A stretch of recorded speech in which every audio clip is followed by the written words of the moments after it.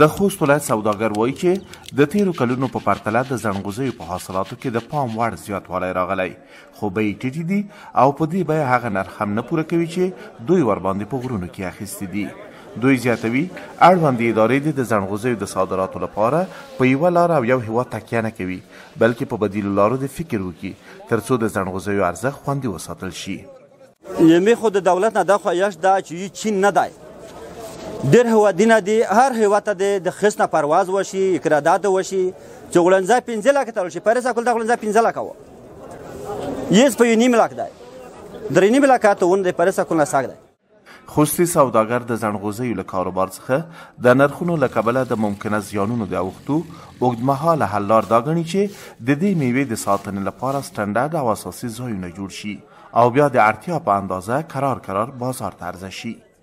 امید د دغشي تجارت د دغشي مرکز په خیست دی، سړه خینه میږي نه لري چې میږي چیرته کیږدي، غرمه چې پروشي په ورتر شا میږي هغه سوړه غره ته خېژوي په څټ یې تیر کول مول پته دی د تاریخونه مې دا شوی دی لکه 20 غونټه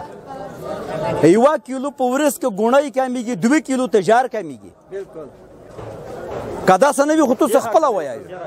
په ورته مهال په خوست کې د زڼغوزیو د سوداګریزو اتحادیو او شرکتونو مسؤلین وایي په اوس وخت کې د هوایي دهلیزونو له لارې په ځانګړي ډول چین ته په صادرولو کې اسانتیاوې راغلي دي.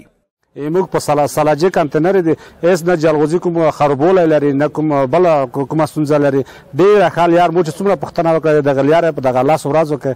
یعنې بیخي داسې ښه منظم روان دي او تیارو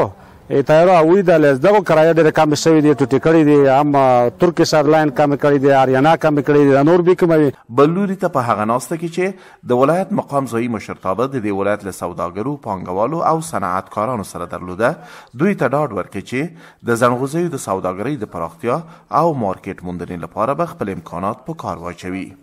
یاد دې وي په خوست کې د دې برخې لوی کاروباریانو د زڼغوزیو سږني حاصلات شاوخوا 20,000 میټریک ټنه تخمین کړي دي. خوست، پکتیکا، کونړ، نورستان،